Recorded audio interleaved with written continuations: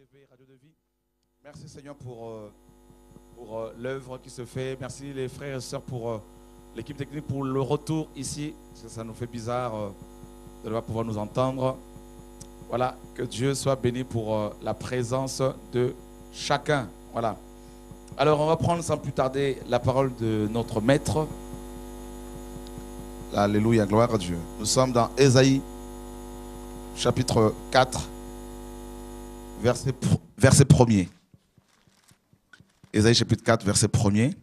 Alors si quelqu'un veut bien nous faire la lecture ce soir. Ésaïe chapitre 4, verset 1er. Raphaël? Alléluia. Juste le verset 1er. Juste le verset 1er. Je lis la parole. Et 7 femmes saisiront en ce jour un seul homme et diront: nous mangerons notre pain et nous nous vêtirons de nos habits. Faites-nous seulement porter ton nom, enlève notre opprobre. Voilà. Amen. Et tout à l'heure, j'étais avec mon frère, un frère dans la voiture. J'étais avec un frère dans sa voiture et puis le Seigneur m'a, cet après-midi, il m'a donné ce passage et il m'a vraiment mis à cœur de pouvoir le partager avec vous. Voilà, donc les 7 femmes dont il est question ici, mes amis, nous représentent, l'Église apostate dans, n'est-ce pas, le péché. Parce que, comme vous le savez, certainement, le nombre 7 dans la Bible nous parle de l'absolu, de la perfection, quand il est question, bien sûr, de Dieu, de l'œuvre de Dieu. Mais quand il est question, mes amis, de Satan, de l'homme charnel, pécheur, le chiffre 7 nous parle du paroxysme du péché. Le péché dans son paroxysme, dans son apogée. Donc les 7 femmes dont il est question ici nous parlent, mes amis, de l'église paganisée, n'est-ce pas? De l'église de Laodicée, qui est bien sûr la 7e église. Voyez? Pourquoi Laodicée est-elle la 7e église? Comme je vous l'ai appris, le chiffre 7 dans les Écritures, n'est-ce pas, nous parle de la perfection, de la sainteté, de l'achèvement, d'une œuvre achevée. Quand il est quand il est question, n'est-ce pas, quand il se réfère à Dieu, donc, mais quand il est, n'est-ce pas, utilisé pour les hommes, pour les pécheurs ou pour l'ennemi, les démons, les sorciers, le chiffre 7 nous parle justement du péché dans son paroxysme. D'accord? Donc, au-delà de ce chiffre, il y a le renouvellement. Donc, c'est le chiffre 8, le recommencement. Donc, et là, en fait, pour les pécheurs, au-delà du chiffre 7, il n'y a rien. C'est vraiment le summum, c'est vraiment le paroxysme du mal. Et donc, vous voyez bien que ici, Ésaïe 4 nous parle de 7 femmes et bizarrement, les Écritures nous parlent de 7 églises. Et la 7e n'est rien d'autre que l'église de Laodicée. Une église complètement, mes amis, éloignée de Dieu, totalement loin de Dieu. Une église qui a, n'est-ce pas, mes amis, sacrifié sa sainteté pour de l'argent. Et qu'est-ce que cette église, ici dans Ésaïe 4, dit? En ce temps-là, alors dans les Écritures, on retrouve beaucoup ce terme-là, en ce temps-là, en ce jour-là, en ce moment-là, et il est question en fait du temps messianique. Il est question ici de la fin de temps. En ce temps-là, donc quand le prophète Ésaïe va prophétiser ici, au 8e siècle avant Jésus-Christ, ces 7 femmes n'étaient pas encore en activité. D'accord? Cette église apostate, l'église de Laodicée, elle n'était pas encore là. Et Ésaïe va, n'est-ce pas, entrevoir cette église. Et il va prophétiser dessus en disant, ces 7 femmes, ou cette église, va saisir un seul homme et diront, nous mangerons notre pain et nous nous vêtirons de nos vêtements seulement, fais-nous porter ton nom et fais cesser notre opprobre. Alors, ces femmes, ou cette église, veut garder son pain, d'accord? Deuxièmement, elle veut garder son vêtement et elle veut juste porter le nom de cet homme. D'accord? Suivez bien l'enseignement, frères et sœurs. Je crois que Dieu va parler à chacun de nous. Parce que c'est un message prophétique. Et ces 7 femmes ne veulent pas du tout, mes amis, manger le pain de cet homme. Ne veulent pas non plus porter son vêtement. Tout ce qu'elles veulent, c'est porter son nom. D'accord? C'est tout. Et qu'est-ce que nous pouvons comprendre ici? Parlons d'abord, mes amis, de ces 7 femmes. Mes amis, dans les Écritures, la femme représente souvent, n'est-ce pas, l'Église. Et la première femme à être utilisée comme un type de l'Église, c'est Ève, bien sûr. Et Israël était également, mes amis, représenté sous la forme d'une femme. Une femme dont la femme de l'Éternel, la femme de Yahweh. Et allons voir, mes amis, dans le livre de Corinthiens, 2 Corinthiens.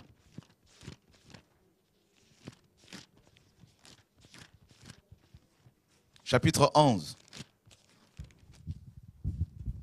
Est-ce qu'on peut nous lire les versets premiers, du verset 1er au verset 3? Amen. Oh, si vous pouviez de ma part, oh, si vous pouviez supporter de ma part un peu de folie. Mais oui, supportez-moi, car je suis jaloux de vous d'une jalousie de Dieu, parce que je vous ai fiancé à un seul époux pour vous présenter à Christ comme une vierge pure. Ok. Alors ici, nous avons déjà une bonne image de l'église, bien sûr, on connaît ce passage. L'église véritable, l'église de Yeshua, comme vous le savez, mes amis, n'a rien à voir avec nos bâtiments, nos maisons. On nous dit que cette église-là, cette ecclésia-là, mes amis, est fiancée à un seul époux. D'accord? À un seul époux. On peut dire à un seul homme. D'accord? Donc, Yeshua. Donc, on comprend que dans Ésaïe 4, là-bas, l'homme, n'est-ce pas, dont il est question, n'est rien d'autre que Jésus-Christ. Le dernier Adam. Littéralement, le dernier homme, selon 1 Corinthiens 15. D'accord? Et la parole nous dit dans Philippiens 2 que Jésus-Christ a paru comme un vrai homme. Donc, vous voyez que l'église véritable est l'épouse de Yeshua, mais l'église apostate veut aussi porter le nom de Yeshua. Et on verra pourquoi. Tout en gardant, tout en mangeant son pain et en portant son vêtement. Et on va définir le pain et le vêtement. Alors, frères, écoutez bien l'enseignement. On a compris d'abord que la véritable église est fiancée à Christ et non au pape, non à un pasteur. Donc, tous les chrétiens qui sont attachés à leur chantre, à leur pasteur, mes amis, ne sont pas fiancés à Christ. Parce que quand on est fiancé à Christ, ça veut dire qu'on est lié à lui.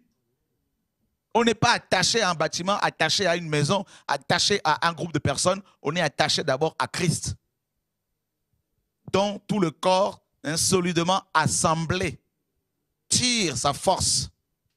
Nous dit Colossiens, j'aime cette parole, mes amis. Colossiens 2 là-bas. Et frères, sœurs, enfants de Dieu, chrétiens, vous qui aimez la vérité, ouvrez les oreilles ce soir. Cette véritable église n'est pas attachée, je me répète encore, à un pasteur. Donc, elle peut facilement s'attacher aux hommes, mais elle ne peut se passer de son chef, de son maître, qui est Yeshua.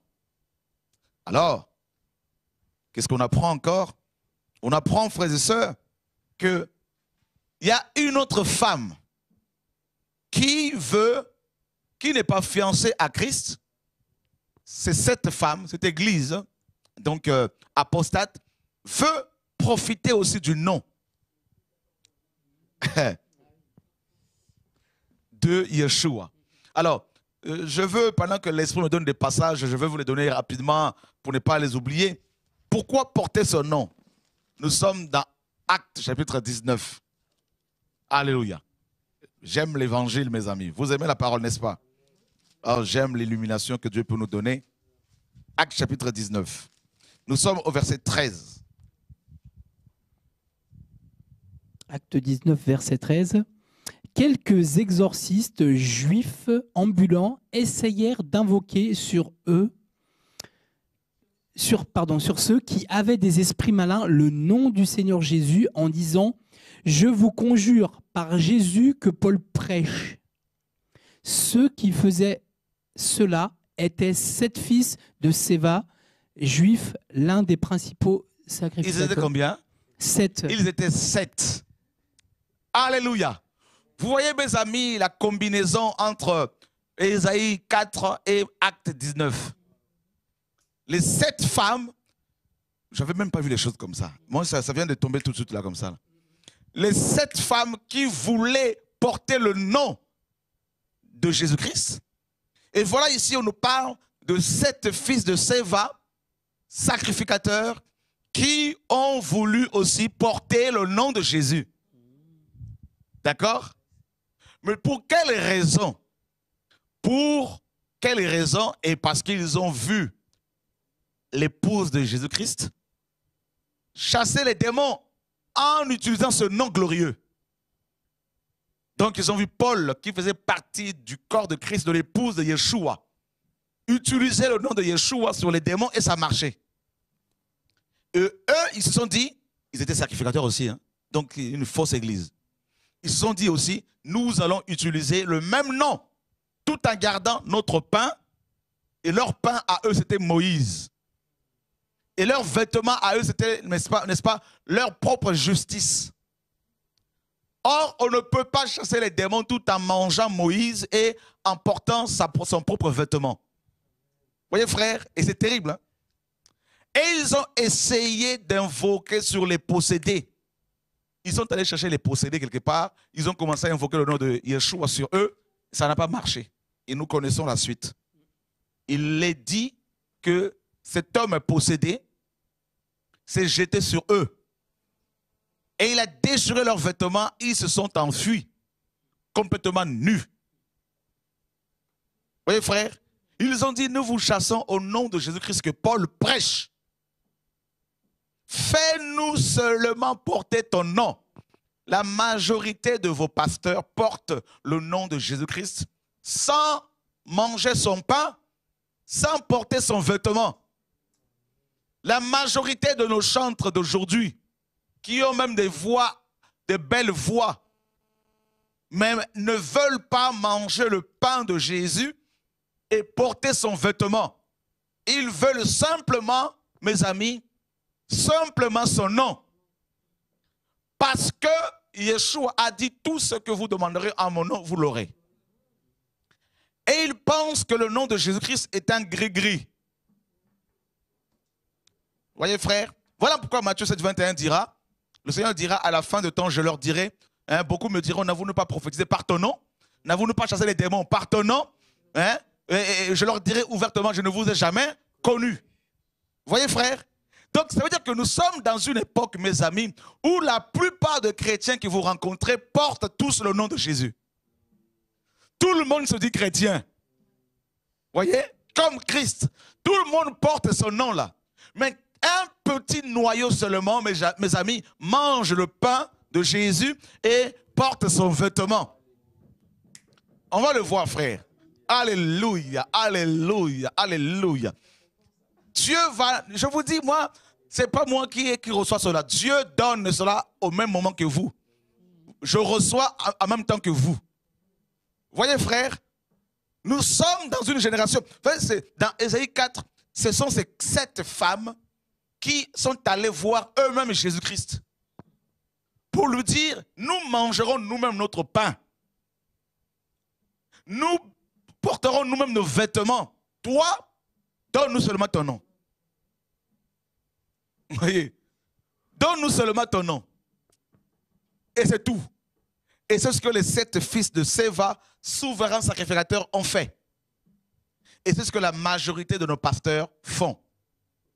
Regardez d'abord chez les catholiques. Ils ont le nom de Jésus-Christ. Mais ils ont leurs propres vêtements. Et ils ont leur propre pain.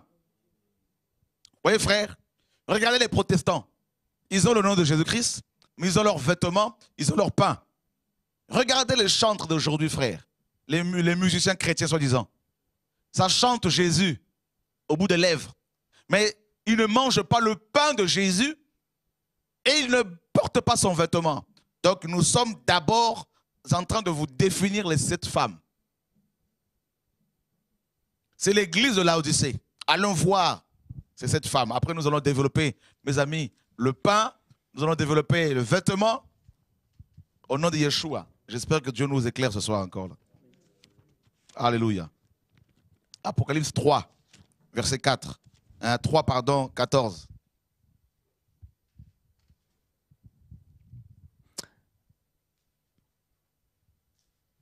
Amen.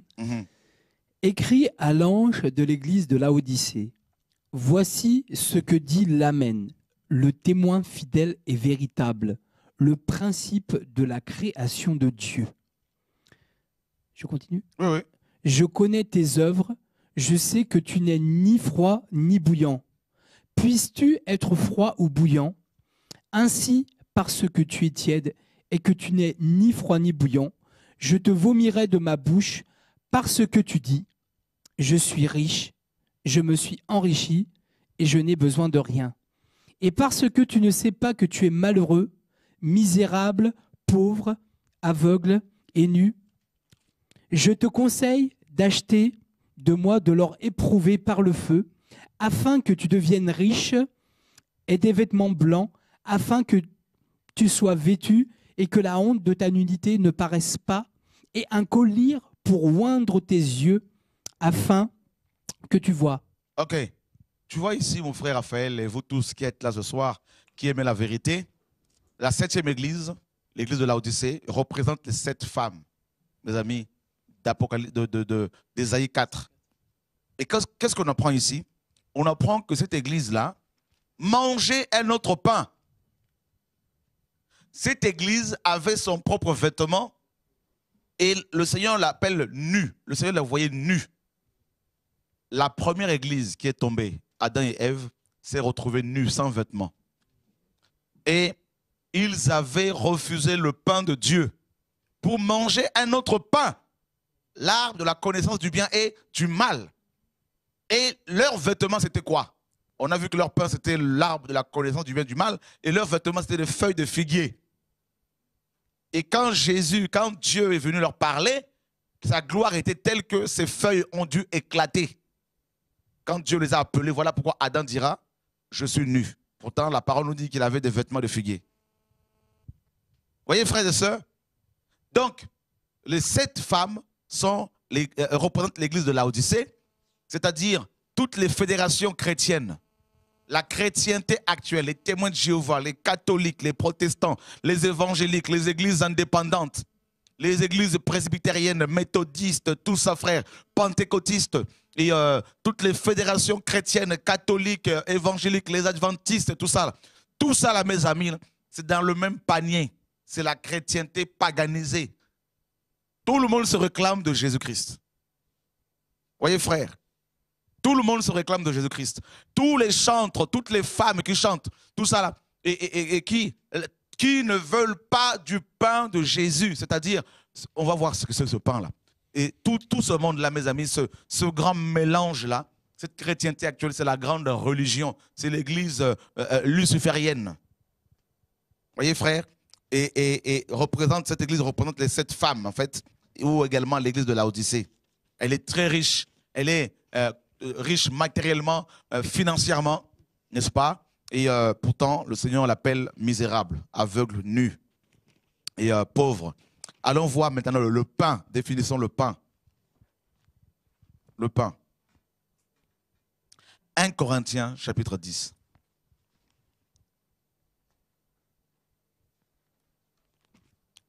À partir du verset 15, mon frère, jusqu'au verset 22.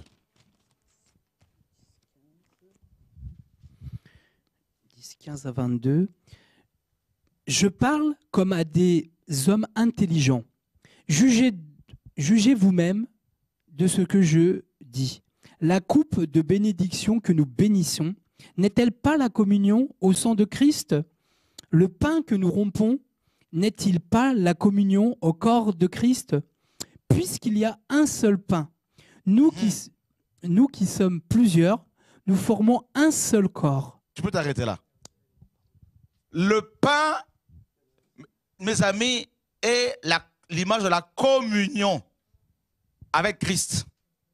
Donc, quand les 7 femmes d'Ésaïe 4 disent à Yeshua que nous allons manger notre pain, ces femmes refusaient la relation, la communion avec Dieu.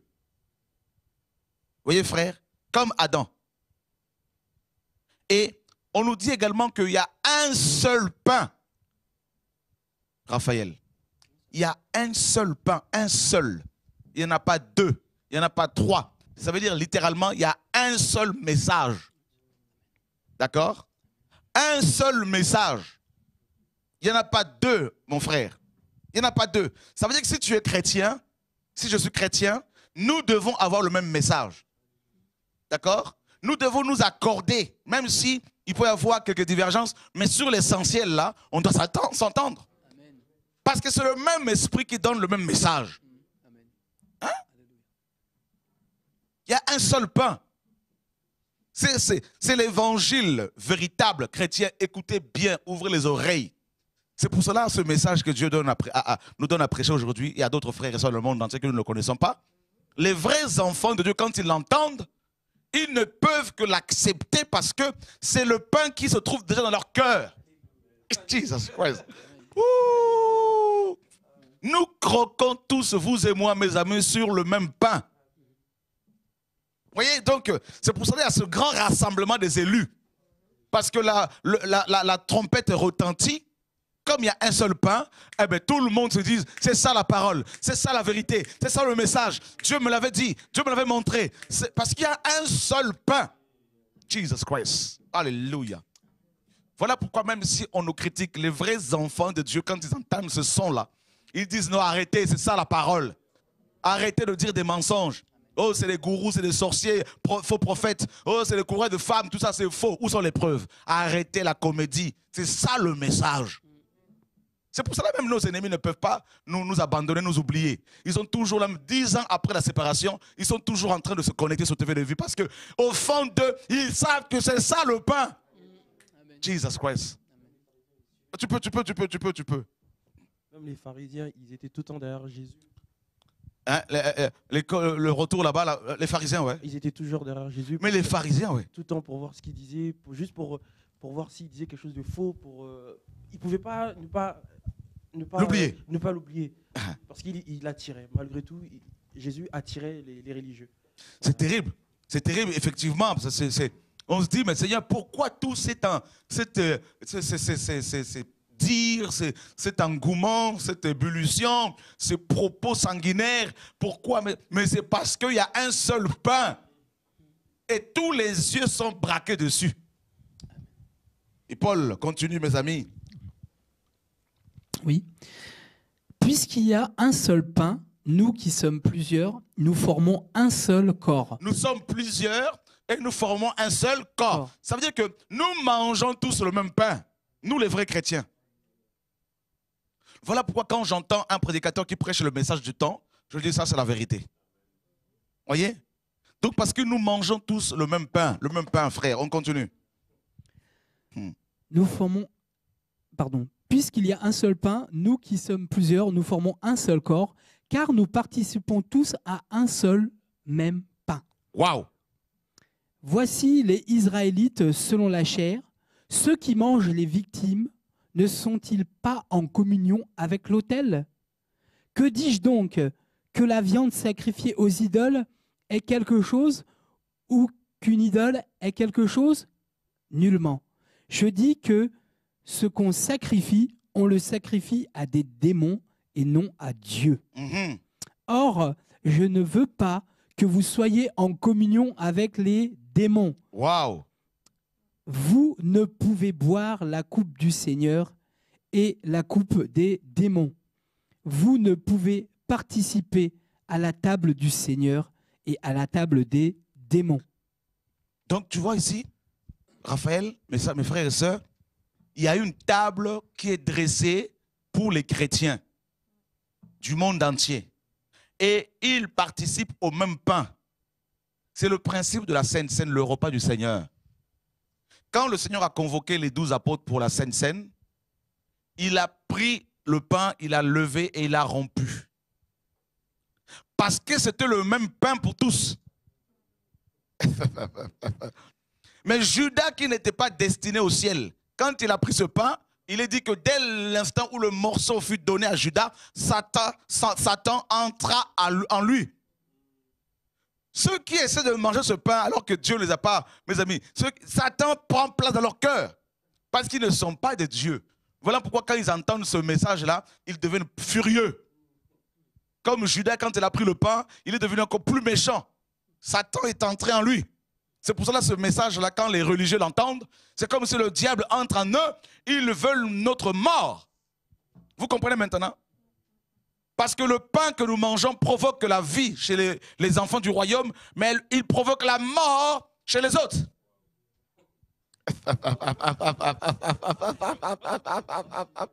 C'est pour ça qu'on est haï comme ça, détesté. Ben oui. Le Seigneur a dit, ils m'ont haï à cause de ma parole. Vous voyez? Donc le pain provoque la haine. Le pain de Dieu. La haine chez les enfants de l'enfer.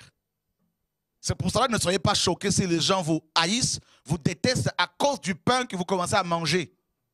Ils vont commencer à vous dire, oh, il ne faut pas suivre Shora, on ne suit pas un homme, on le suit aveuglement, c'est des idolâtres. Non, les chrétiens disent, on ne suit pas un homme. Nous écoutons le message qui est donné. Arrêtez de nous troubler. C'est parce que vous êtes jaloux. C'est parce que les gens ne veulent pas vous écouter. C'est aussi simple que ça. On connaît ces histoires-là, frères et sœurs. Ah, c'est fini. Vous ne pouvez pas tromper les enfants de Dieu. Ceux qui ont déjà goûté le pain, c'est fini. Voilà pourquoi beaucoup de pasteurs disent qu'il ne faut pas l'écouter parce qu'il séduit les gens. Non, quand les gens goûtent au pain,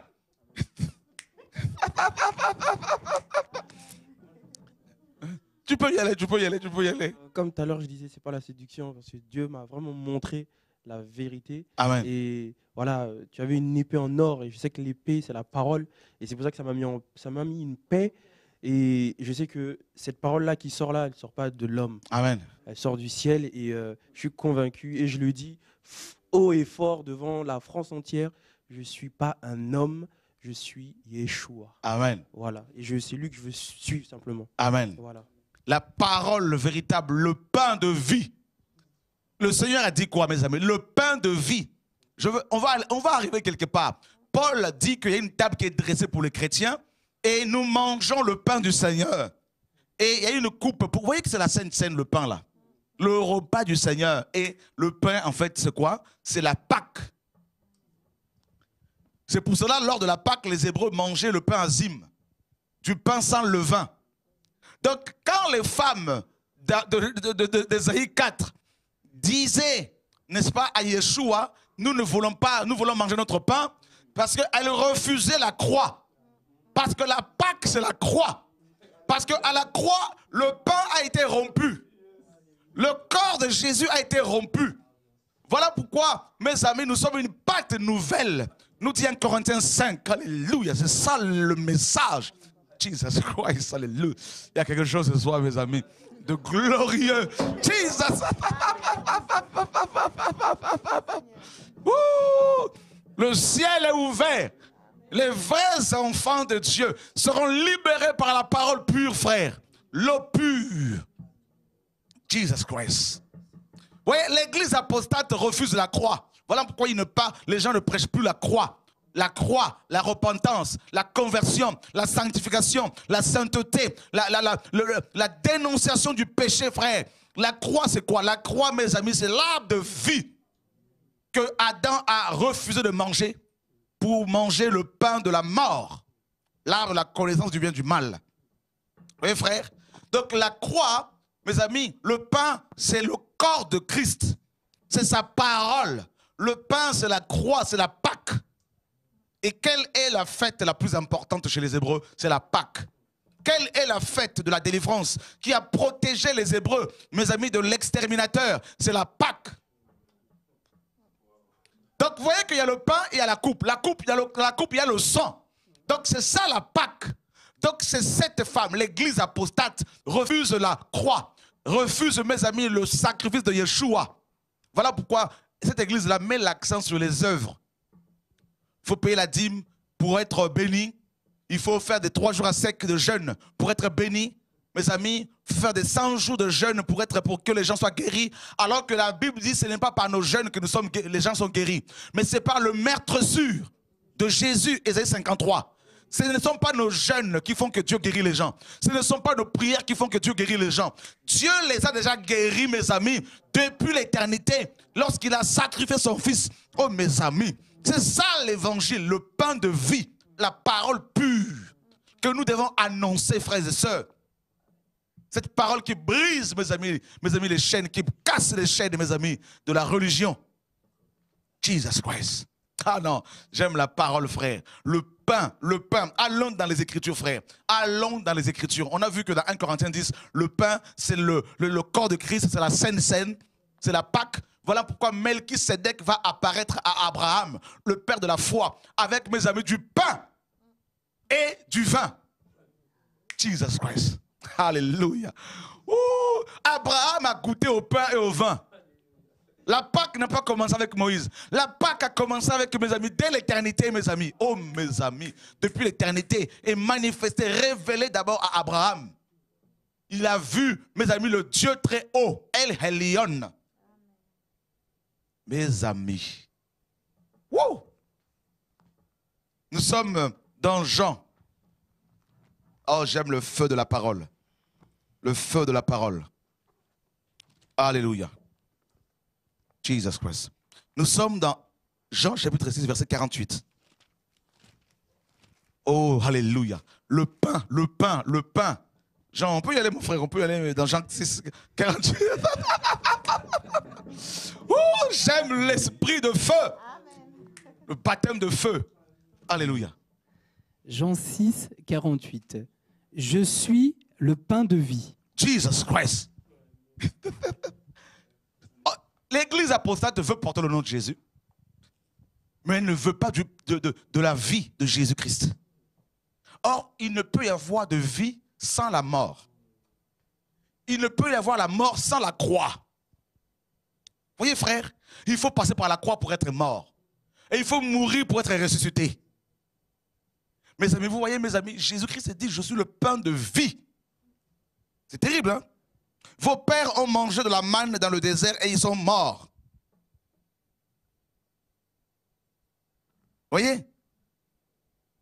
Et c'est ici le pain qui est descendu du ciel, afin que celui qui en mange ne meure point. Voilà pourquoi ces églises-là sont mortes. Parce qu'elles mangent un pain, mes amis, complètement un faux pain, un pain pourri. Et le pain de la prospérité financière, le pain qu'on appelle le pain de la dîme, hein, le pain de la couverture pastorale, le pain de fédération. Il faut fédérer pour être protégé. Voyez, le pain, mes amis, de la peur du pasteur, hein, le pain de bâtiments d'église, de temples qu'on appelle églises, ces enseignements complètement erronés, le pain de la loi de Moïse. Voyez, frère, tout ça, là, ce pain-là produit la mort. Et le Seigneur a dit, vos pères ont mangé la manne, ils sont tous morts. C'est terrible, hein? Alors, la manne, c'est Moïse. Et voilà pourquoi aujourd'hui, dans la plupart de nos églises, c'est Moïse qui est plus annoncé que Christ. On parle des temples, comme Salomon. On va dédicacer les temples que les hommes construisent alors que nous sommes déjà le temple du Saint-Esprit. Ça, c'est Moïse. Ils vont mettre l'accent sur le Shabbat. Pour certains, ils se judaïsent pour aller faire leur pèlerinage en Israël. Ils mangent un faux pain, un pain qui produit la mort en eux. Voyez, frère, ils prêchent des enseignements sur les hommes. L'homme de Dieu, l'homme de Dieu, l'homme de Dieu, l'homme de Dieu. Confiez-vous en l'homme de Dieu, vous réussirez. Tout ça, ils déforment les Écritures. Un enseignement basé sur l'homme au lieu de se focaliser sur le Seigneur. Un pain, mes amis, qui produit la mort. Yeshua, mes amis, est ce pain de vie. Et le pain que je donnerai, c'est ma chair, que je donnerai pour la vie éternelle. C'est terrible, hein? C'est sa chair. Les Juifs donc disputaient entre eux, disant, comment cet homme peut-il nous donner sa chair à manger? Jésus dit, alors en vérité, je vous le dis, si vous ne mangez la chair du Fils de l'homme, et si vous ne buvez son sang, vous n'aurez point la vie en vous-même. Celui qui mange ma chair et qui boit mon sang a la vie éternelle, et je le ressusciterai au dernier jour. Car ma chair est véritablement une nourriture, et mon sang véritablement un breuvage. Celui qui mange ma chair et qui boit mon sang demeure en moi et moi en lui. C'est terrible, frères et sœurs. Et il dit plus loin, verset 58, c'est ici le pain qui est descendu du ciel. Il n'en est pas comme de la manne que vos pères ont mangé et ils sont morts. Celui qui mangera ce pain vivra éternellement. Jésus dit ces choses enseignant dans la synagogue à Capernaum. Il a donné ce message dans une synagogue, frère. C'est-à-dire, dans cette synagogue, les gens mangeaient un autre pain. Un autre pain. Et frère, et voilà, il amène un autre message, Jésus, dans une synagogue. C'est pour cela, dans nos synagogues actuelles, il faut un autre message. Des chrétiens ont mangé, ont bu de l'eau sale, frère. Et il faut un autre message. Et voilà, mes amis, au verset 66, dès cette heure-là, plusieurs de ses disciples se retirèrent et n'allèrent plus avec lui. Jésus dit donc aux 12, et vous, ne voulez-vous point aussi vous en aller? Simon Pierre lui répondit, Seigneur, à qui irions-nous? Tu as les paroles de la vie éternelle. Waouh! Regardez le verset 64. Mais il y en a quelques-uns d'entre vous qui ne croient point, car Jésus savait dès le commencement qui seraient ceux qui ne croiraient pas et qui serait celui qui le trahirait. Et il dit, c'est à cause de cela que je vous dis que personne ne peut venir à moi s'il ne lui a été donné par mon Père. Voyez, et regardez le verset 63 et 61. Et plusieurs de ses disciples, l'ayant entendu dire entre eux, plusieurs de ses disciples l'ayant entendu dire entre eux, cette parole est dure. Vous comprenez pourquoi les 7 femmes d'Ésaïe 4 ne veulent pas du pain? Parce que cette parole, le pain là, est dur. C'est la croix. Et c'est pour cela, mes amis, dans nos églises d'aujourd'hui, la plupart des chrétiens ne veulent pas de l'évangile. Ils préfèrent, mes amis, comme 2 Timothée 4 le dit, entendre des choses agréables. Ils ont la démangeaison d'entendre des choses agréables. Et il y a plusieurs faux docteurs qui viennent avec leurs faux enseignements, qui chatouillent leurs oreilles. Parce que la parole véritable est dure, c'est écrit. Hein? Ce n'est pas moi qui le dis. Alors vous voyez, aujourd'hui, beaucoup disent, non, il est dur ce monsieur, Choré est dur, il est pas doux. Il y a tellement de propos, tout ça pour te décourager. Je ne me tairai jamais, frère. La parole est claire, c'est l'épée, c'est comme ça. Voilà, c'est ça l'évangile, frère. C'est la séparation avec le péché. Mes amis, c'est comme ça, il faut proclamer cette parole-là au nom de Yeshua. Je parlais à une personne qui chante, je lui disais, comment toi qui chantes peux t'associer avec d'autres chantres qui sont dans le péché, divorcés, remariés? Elle me disait, non, il ne faut pas me parler de ça. Voilà, les gens ne veulent pas de la vérité. Voilà pourquoi, mes amis, il n'y a plus rien à faire pour certains. Ils ont choisi l'enfer. Cette parole est dure, qui peut l'entendre. Le pain, c'est la Pâque. Et 1 Corinthiens 5 nous dit que Christ est notre Pâque. Et nous sommes une Pâque nouvelle. Il faut éviter le levain, frère, parce qu'avec le levain, on peut gonfler et mourir. Vous êtes les résultats des enseignements que vous recevez. Oui. Votre avenir dépend des enseignements que vous recevez, de la parole que vous écoutez. Votre foi, mes amis, dépend aussi de la parole qui est plantée dans votre cœur. Et si vous recevez la parole des hommes, les enseignements des hommes erronés, des enseignements basés sur la philosophie, sur les principes élémentaires du monde, comme Colossiens 2 le dit, eh bien, votre foi sera, mes amis, sera faible. Faible. Donc le pain, on a vu, c'est l'évangile pur, c'est la parole véritable, c'est l'eau de vie, c'est le corps de Jésus et par-dessus tout, c'est la croix. Cherchez l'enseignement sur la croix, mes amis, la dépendance totale à Dieu, mes amis, la foi, la sanctification, ces enseignements, mes amis, deviennent de plus en plus rares. Et cette femme disait aussi, nous voulons porter nos vêtements. Que signifient les vêtements? Nous sommes dans Ésaïe 65. Ésaïe 65.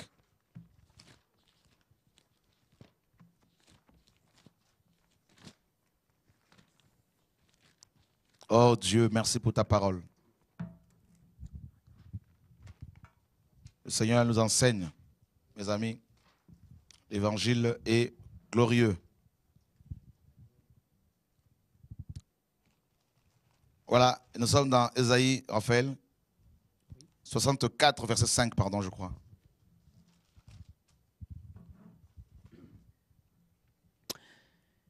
Nous sommes tous comme des impurs, et toute notre justice est comme un vêtement souillé.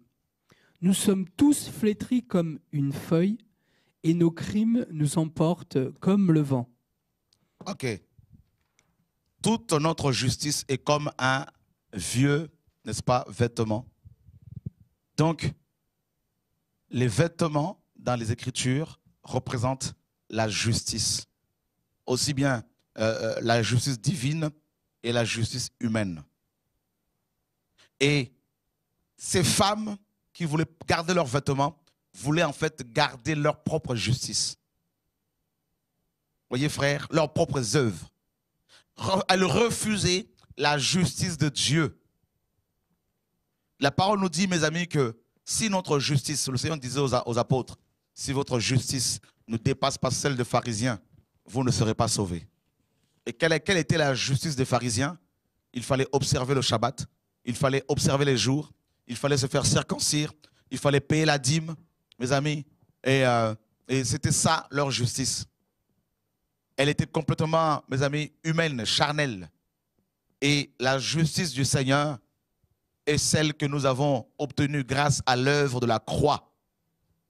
Romains chapitre 5 nous dit, n'est-ce pas, au verset 1er, Raphaël?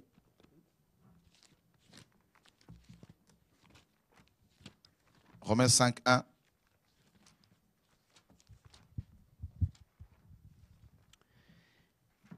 Étant donc justifiés par la foi, nous avons la paix avec Dieu par notre Seigneur Jésus-Christ, à qui nous devons d'avoir eu par la foi accès à cette grâce dans laquelle nous demeurons fermes, et nous nous glorifions dans l'espérance de la gloire de Dieu.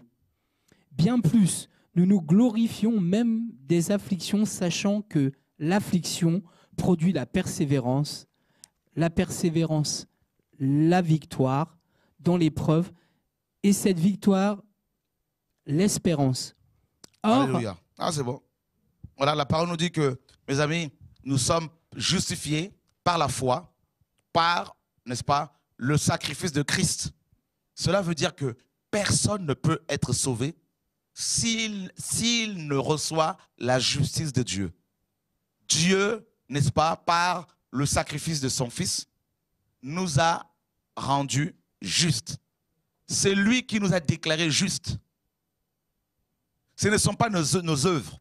Or, les 7 femmes d'Ésaïe 4 refusaient la justice de Dieu, préféraient, mes amis, leur propre justice, c'est-à-dire le fait d'imposer la dîme aux gens pour être bénis, alors que nous sommes bénis de toutes sortes de bénédictions spirituelles dans les cieux, nous dit Éphésiens 1, 3. Voyez? Donc voilà pourquoi la majorité de nos églises, mes amis, mettent l'accent sur les œuvres. Les œuvres. Les œuvres.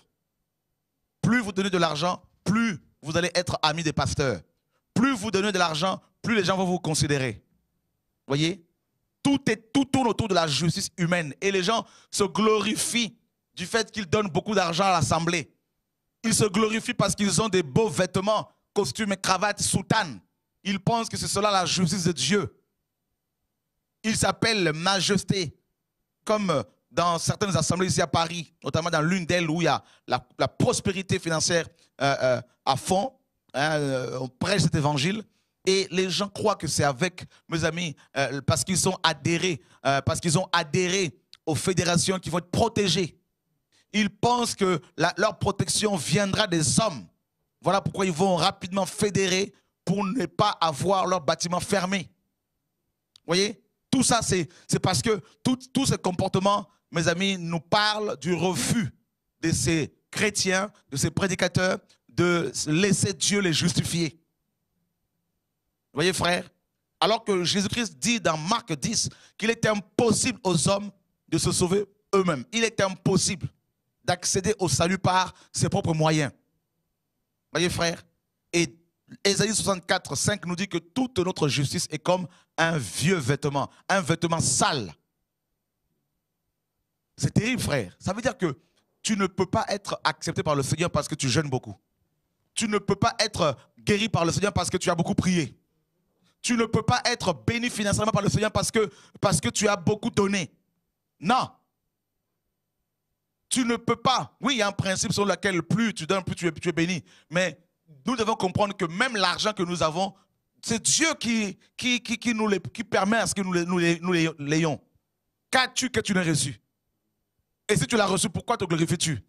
Et Dieu dit dans Job 41 là-bas, de qui suis-je débiteur? Je le payerai. Vous voyez, frères et sœurs?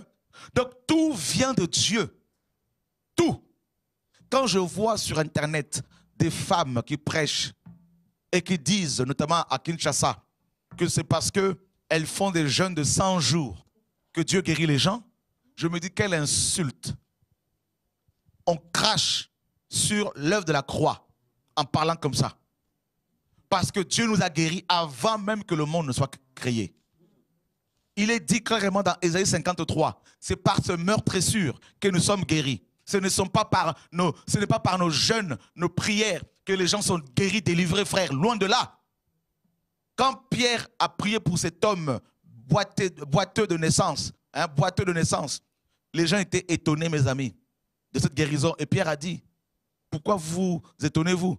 Ce n'est pas parce que nous sommes purs, justes, que cet homme a été guéri. C'est parce que, mes amis, quelqu'un a payé le prix à la croix. C'est ça le message qu'il faut prêcher.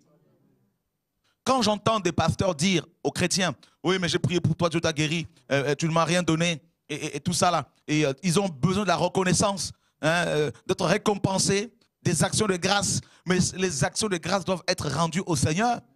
Mes amis, ce n'est pas nous qui devons recevoir ces remerciements. Les gens sont guéris, ils n'ont pas à nous remercier. Nous ne sommes que des serviteurs inutiles. Luc chapitre 17, verset 10 le dit. Donc les gens qui sont guéris au programme de réveil, là, je ne suis pour rien. Ce n'est pas parce que je prie beaucoup, je jeûne beaucoup. Ce n'est pas parce que je suis appelé par Dieu. C'est parce que Dieu, mes amis, nous a déjà guéris. Mes amis, à la croix, Christ nous a guéris. C'est ça l'évangile chrétien. C'est ça l'évangile. Tu peux faire 100 jours de jeûne. Toi qui enseignes cela, femme, repens-toi. Toi qui enseignes cela, tu amènes les gens en enfer avec des fausses doctrines. Non. C'est la parole de Dieu qui guérit. Et notre Dieu s'appelle Yahweh Rapha. Il ne faut pas l'oublier. Et il ne partage sa gloire avec personne. Personne. Nous devons revenir au message biblique, au message apostolique. Frères et sœurs, on entend des pasteurs dire « Oh, j'ai prié pour cette femme, Dieu l'a guérie. » Et puis elle a quitté l'église. Elle n'est pas reconnaissante. Mais les gens sont libres. Ce n'est pas toi qui as guéri. Les gens sont libres. Vous, quand vous aurez fait ce qui vous a été ordonné, dites « Nous sommes des serviteurs inutiles. » La parole le dit. Vous voyez? Or, l'église de Laodicée refuse le nom, refuse, mes amis, le pain, la croix, la Pâque, le pain de vie, l'évangile pur. Cette église refuse également la justice du Seigneur. Le fait de reconnaître que nous sommes inutiles. Nous sommes des serviteurs inutiles. Et voilà comment, mes amis, beaucoup des pasteurs sont devenus, mes amis, orgueilleux, au point de refuser, mes amis, de se repentir quand Dieu leur demande de prêcher la vérité. Ils connaissent, pour certains, la vérité, mais ils ne veulent pas la partager avec les frères et sœurs. Et c'est grave. Tout ce qu'ils veulent, c'est le nom de Jésus. Le nom de Jésus est devenu comme, mes amis, c'est devenu un business. Un païen qui n'est même pas converti va adhérer à une assemblée locale, va commencer à chanter. La personne est païenne.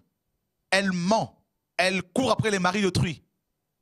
Elle va de maison à maison. Elle refuse de se marier alors que tous les hommes veulent coucher avec.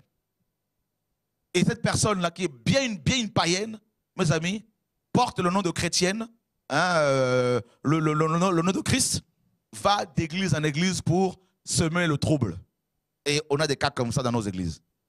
Des gens qui se disent pasteurs, prophètes, apôtres, docteurs, portent, mes amis, le nom de Jésus-Christ, utilisent son nom et font des séminaires payants, des coffrets d'enseignement payants, alors que Jésus n'a jamais fait ça.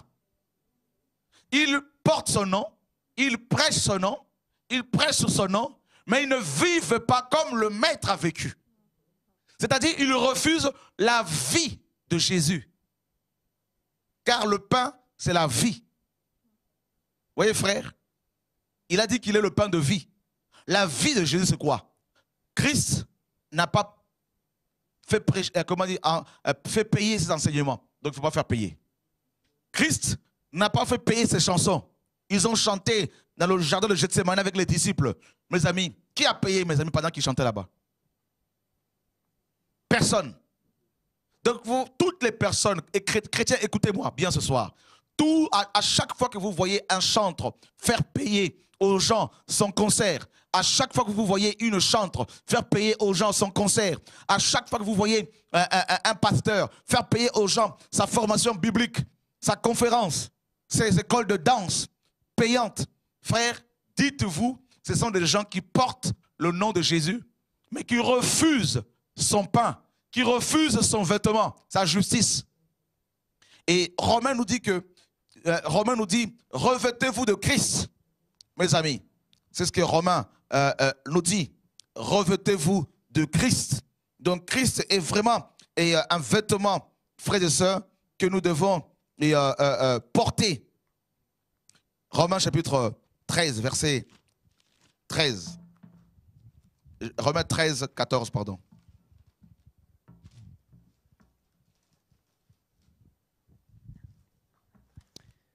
Merci. Mais revêtez-vous du Seigneur Jésus-Christ et n'ayez pas soin de la chair pour en satisfaire les convoitises. Revêtez-vous du Seigneur Jésus-Christ. Donc vous voyez bien que, en fait, ces femmes ont refusé de se revêtir de Christ. Christ est notre vêtement. Donc vous voyez que Christ est notre pain, Christ est notre vêtement. Celui qui porte Christ comme vêtement, mes amis, le Père ne verra pas sa nudité parce que la personne est couverte. Et le vêtement de Christ, c'est le vêtement que portait le souverain sacrificateur quand il entrait dans le lieu très saint. La tiare, c'est le casque du salut. Or, le nom de Jésus signifie salut. Yahweh salut. Pour nous aider par rapport aux pensées impures, pour nous protéger des pensées impures que Satan nous envoie. La ceinture que le souverain sacrificateur portait, c'est Christ, Éphésiens 6. Sa robe, c'est Christ, sa tunique. Le pectoral, c'est Christ, le bouclier de la foi.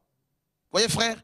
Donc, le souverain sacrificateur dans le Saint de Saints portait l'armure du combattant dont il est question dans Éphésiens 6, qui n'est rien d'autre que Christ dans ses multiples aspects. Mes amis, c'est terrible. Hein? Donc, vous voyez bien que quand un chrétien refuse de porter Christ comme vêtement, il est vu comme, il est nu et il ne peut pas paraître devant Dieu Et c'est le cas de l'église de Laodicée. Voilà pourquoi Dieu l'appelle pauvre, aveugle et nu, misérable également. C'est terrible. Alors on préfère porter des costumes et cravates. On préfère porter des soutanes et la kippa.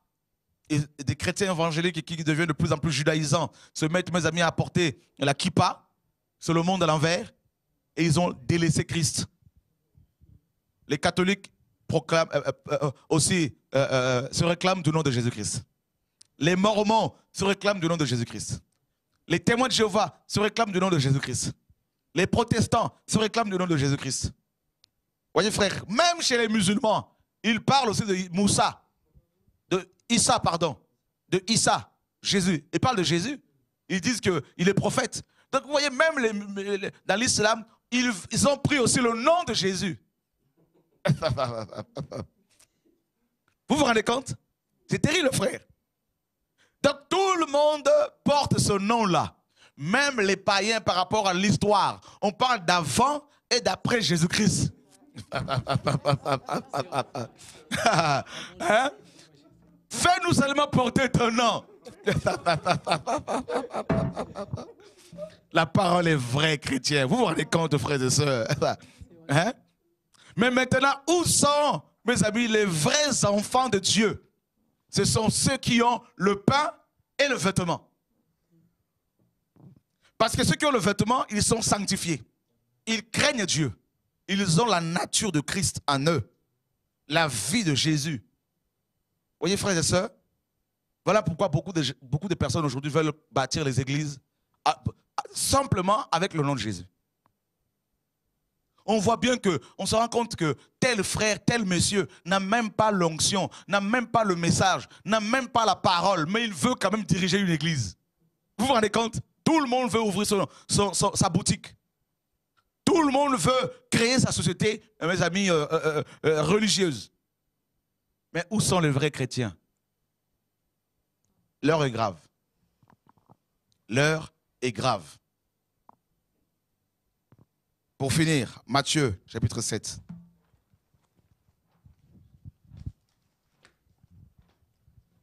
Versets 21 à 22.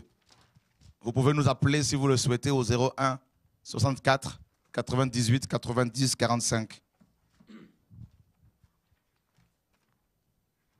Matthieu 7, 21 à 22. Amen.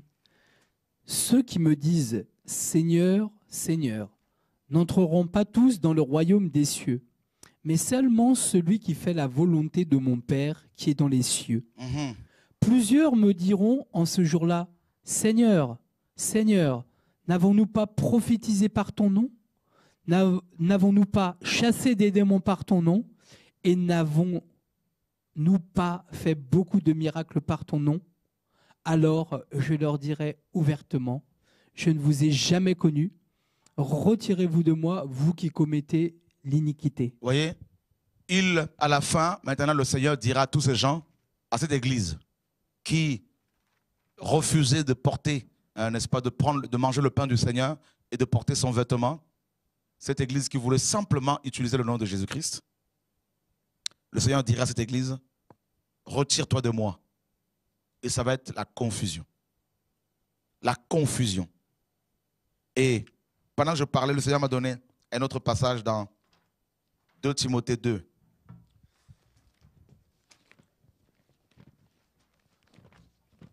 Verset 19.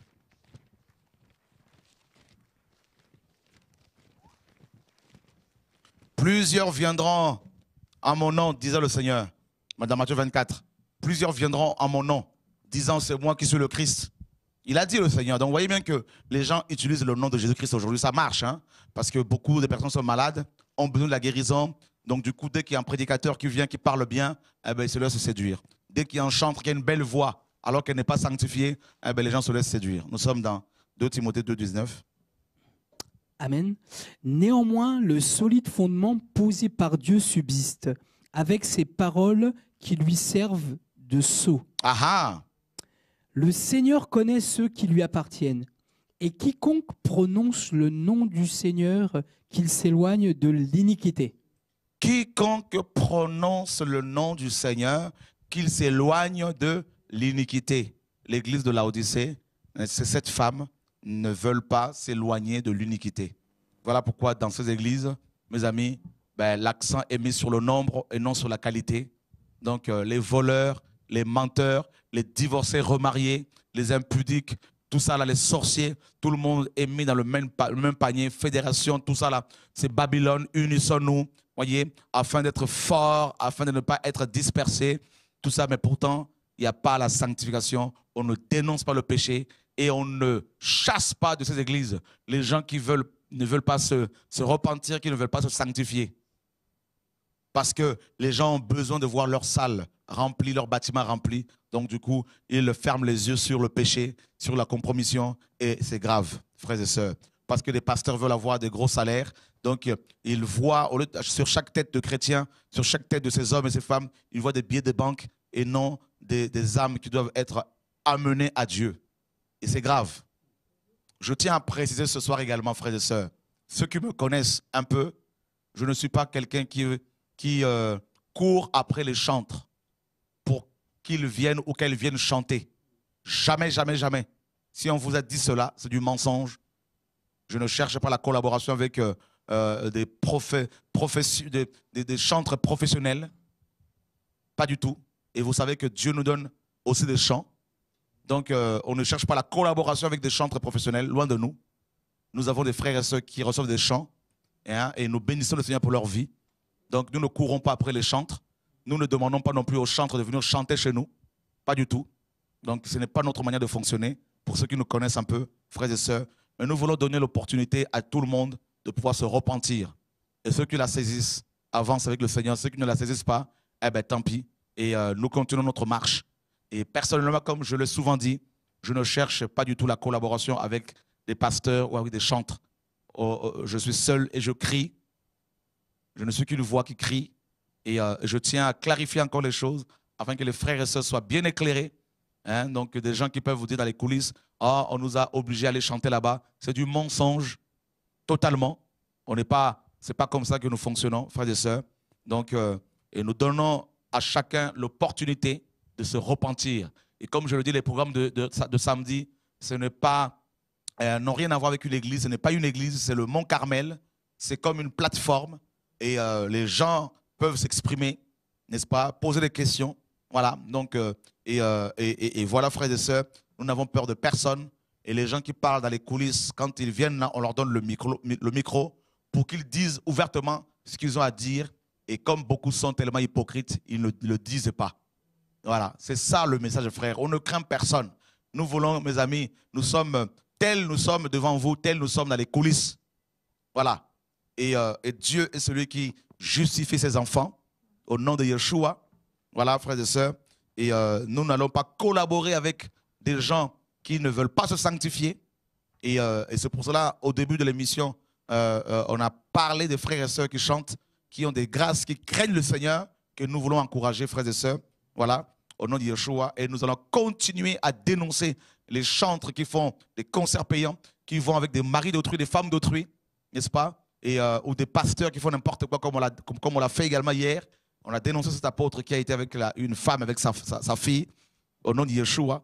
Et nous ne recommandons aucune église, aucun pasteur, aucun mouvement religieux, spirituel. Nous recommandons les âmes à Dieu, nous recommandons Dieu aux hommes. Et nous ne faisons que crier, crier, crier. Que Dieu nous garde, frères et sœurs, au nom de Yeshua. Je crois que nous avons quelqu'un en ligne. Ah non, c'est pas ça. Donc, avez-vous quelque chose à dire avant la fin? Ah. Ouais, le micro. Pendant que tu parlais, au fait, il y a une phrase qui résonnait. C'est le serviteur qui a dit « Si nous avons le pain et le vêtement, cela nous suffit. Et je n'avais pas compris la profondeur de cette phrase, mais avec l'enseignement d'aujourd'hui, vraiment, je bénis le Seigneur parce qu'il m'a éclairé Amen. par rapport à ça. Amen. Paul l'a dit dans 1 Timothée 6, si nous avons le vêtement et la nourriture, cela nous suffit. Et ceux qui veulent s'enrichir tombent dans plusieurs pièges, dans la tentation, dans les désirs pernicieux qui plongent les gens dans la ruine et la perdition. Et que Dieu nous garde, frères et sœurs, que Dieu nous garde. Je voudrais rassurer les frères et sœurs, les enfants de Dieu dans le monde entier, que nous n'allons pas changer le message. Hein? Personnellement, je ne changerai pas de message. Et vous ne me verrez pas, mes amis, prendre l'argent du Seigneur pour faire n'importe quoi. Je refuse cela. Vous ne me verrez pas non plus avec d'autres femmes faire n'importe quoi. Et nous ne voulons pas non plus collaborer avec les adultères, les impudiques. Nous voulons rester avec les frères et sœurs, les enfants de Dieu qui craignent Dieu, qui invoquent le nom du Seigneur d'un cœur sincère. Donc, voilà, nous nous reconnaissons parce que nous sommes membres du royaume de Dieu et non membres d'une église locale. C'est ça la différence. Et chacun porte le sceau, chaque enfant de Dieu porte le sceau de Christ, la marque de Christ. Et en fonction de nos fruits, nous nous reconnaissons et nous nous encourageons les uns les autres. Allô, bonsoir. Ok. Allô, bonsoir. Allô, bonsoir. Bonsoir, frère Chora. Bonsoir. C'est David du Sud. Donc, je t'appelle simplement pour te dire que par rapport, même ne serait-ce qu'à la prière du Notre Père, il dit quelque chose de fondamental. Il dit « Donne-nous aujourd'hui notre pain quotidien et pardonne-nous nos offenses comme nous pardonnons aussi à ceux qui nous ont offensés. » Mais pour pouvoir pardonner à ceux qui nous ont offensés, il faut effectivement manger d'abord ce pain quotidien. Effectivement. Et effectivement, et même encore, quand on récite la prière du Notre Père, que ton nom soit sanctifié, que ton règne vienne, que ta volonté soit faite sur la terre comme au ciel, et donne-nous aujourd'hui notre pain de ce jour, comme nous pardonnons, et pardonne-nous nos offenses, comme nous aussi nous pardonnons à ceux qui nous ont offensés. Donc quand on décortique la prière du Notre Père, on constate qu'il y a effectivement d'abord la repentance, de reconnaître effectivement que son nom n'est pas comme les autres, que c'est un nom qui est grand et qui libère. Et après, par la suite, quand on commence la démarche de la sanctification, à ce moment-là, commence après la nourriture quotidienne du pain quotidien, donc la sainte scène spirituelle finalement, parce que qu'est-ce qu'il dit aussi quand il est face à ses disciples juste avant qu'il soit livré? Il dit quand vous mangerez de cette sainte scène, hein, vous annoncez la mort du Seigneur. Amen. Donc effectivement, le pain quotidien, c'est une mort du Seigneur qu'on s'annonce à nous-mêmes tous les jours. Amen. Et le fait qu'on annonce la mort du Seigneur, bon, petit à petit, dans notre corps, on porte la mort de Jésus, afin que sa vie, la puissance de sa résurrection se manifeste. Amen. Et après, on constate que quand on meurt, à ce moment-là, on peut pratiquer la justice de Jésus. Parce qu'il dit bien que si votre justice ne surpasse celle des scribes et des pharisiens, vous n'entrerez pas dans le royaume des cieux. Or, la justice dont il est question, avant tout, c'est de pouvoir pardonner, surtout. Pardonne-nous nos offenses comme nous pardonnons aussi à ceux qui nous ont offensés. Et Jésus va dire que si vous ne pardonnez pas, le Père Céleste ne vous pardonnera pas non plus. Amen. Et pour pouvoir accéder à ce pardon, il faut mourir. Amen. Et on meurt que quand on mange ce pain. Donc on meurt à notre vieil homme et on revêt cette vie de Jésus qui permet au nouvel homme de se renouveler selon la connaissance, selon l'image de celui qu'il a créé, comme dit Colossiens chapitre 3. Donc de toute façon, dans tous les cas, voilà, c'était juste pour partager ça, parce que c'est vrai que tu parles de ça ce soir, vraiment c'est incroyable, parce que c'était quelque chose que je partageais déjà à d'autres frères et sœurs par rapport à la sainte scène spirituelle, qu'il faut manger le corps de Jésus, il faut manger ce pain, celui qui mange ma chair et qui boit mon sang. Donc effectivement, quand on mange la parole de Dieu, automatiquement ça produit davantage de la repentance, et aussi le sang de Jésus nous purifie, parce qu'effectivement, quand on demande pardon, sincèrement, le sang de Jésus, quand on demande par la foi que son sang nous purifie, ben c'est à ce moment-là qu'on boit son sang, et c'est ça qui fait que nous avons la vie en nous-mêmes, et qui permet d'engloutir davantage le vieil homme. C'est juste ça que je voulais partager. Que Dieu soit béni en tout cas, David. Merci beaucoup en tout cas, Chora, par rapport à ce que tu dis, et par rapport à ce que le Seigneur met dans le cœur de chacun.